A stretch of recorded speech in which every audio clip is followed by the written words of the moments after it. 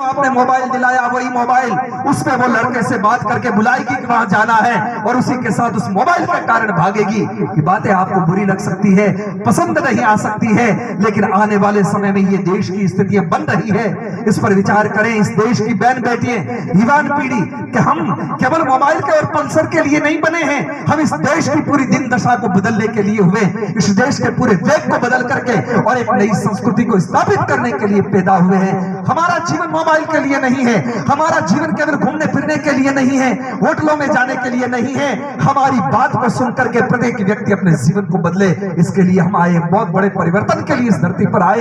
ये तो कोई भी कर लेगा, इसलिए महत्व की आवश्यकता इन सारी चीजों की।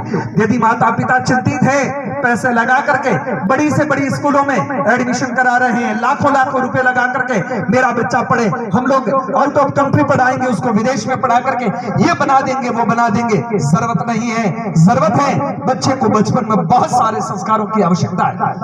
पर क्या करें, छोटा सा बच्चा होता 2-5 साल का, दादा या माँ बाप उस बच्चे को, यदि बच्चा छोटा सा हंसते हंसते गाली बोल देता तो कहते एक बार वापस बोलना बेटा, एक बार वापस बोलना बेटा, शर्म आनी चाहिए, मर ही जाना चाहिए तुम्हें। बच्चों को बचपन में वो चीज सिखानी चाहिए जो महापुरुषों ने बातें कही थी, कहना चाहिए उनको, प्रातःकाल उठ के रघुनाथा मात पिता गुरु नामो माथा।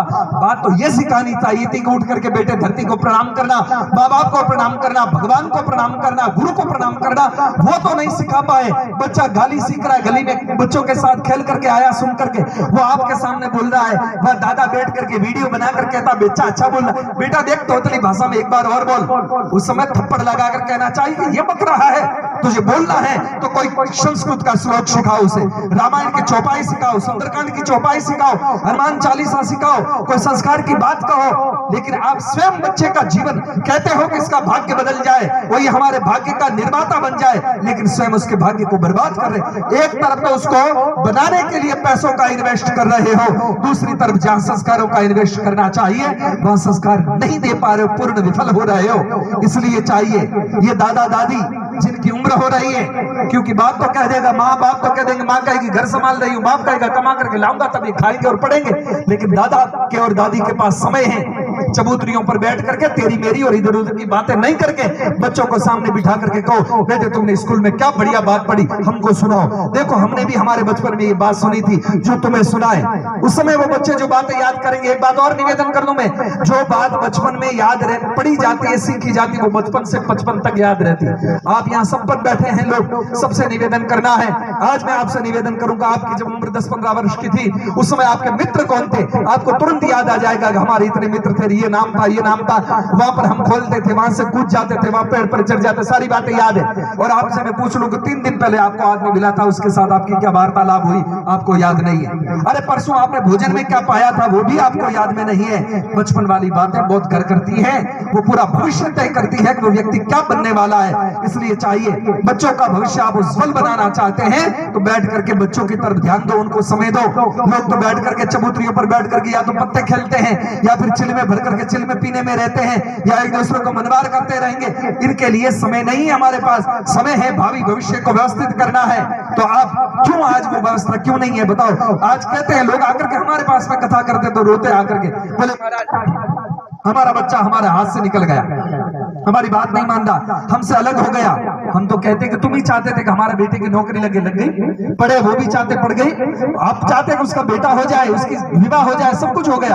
आपने कभी नहीं चाहा कि वो अच्छा एक मातृ पितृ भक्त बने, इसलिए वो बना ही नहीं और बच्चे अलग हो जाते, कारण आपने संस्कार नहीं दिए। क्योंकि श्रवण उस जमाने में हो गया था, माता पिता को कंधे पर लेकर के घूम रहा, अब श्रवण कहां चले गए। नाम तो श्रवण वाले बहुत सारे लोग मिलेंगे, लेकिन माँ बाप बीमार हो जाए तो अस्पताल ले जाकर के एक इंजेक्शन दिलाने को तैयार नहीं, दवा दिलाने को तैयार नहीं, भुगतते रहते हैं। वो कारण है संस्कारों का अभाव। इसलिए ज्यादा से ज्यादा संस्कार दो, विद्यालय में भी संस्कार दो। लेकिन आप तो जाकर के कहते हो विद्यालय में भी गुरुजी को पहले बच्चे को एडमिशन दिला दिया, इसको बढ़िया पढ़ाना। बच्चा कभी घर आ जाए रोता रोता कहते हमें गुरुजी ने पीटा, तो आप जाकर कहते हो मार साहब मेरे बच्चे को आपने आज के बाद पीटा तो ताड़ियां दिखा देंगे।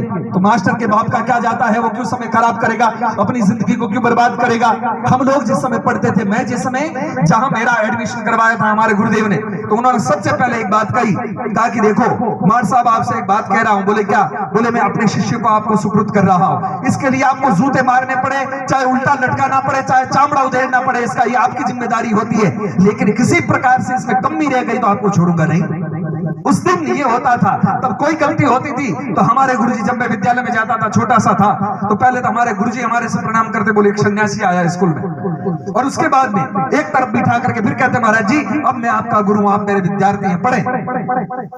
और मैं पढ़ता था, और जब कभी भी कोई गलती होती तो ये होता कि आपके गुरुजी ने पहले से कह रखा है, पूरा अधिकार है मुझे, मैं कोई भी निर्णय ले सकता हूं आपको सुधारने के लिए, आपका जीवन बर्बाद नहीं होना चाहिए।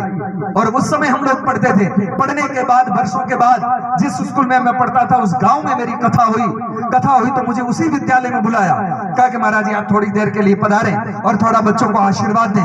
तो मैंने कहा कौन से विद्यालय में आना है? तो उन्होंने उसी स्कूल का नाम बताया। मैंने कहा मैं जरूर आऊंगा, लेकिन मेरी इच्छा है, मेरे हेडमास्टर कहाँ है? बोले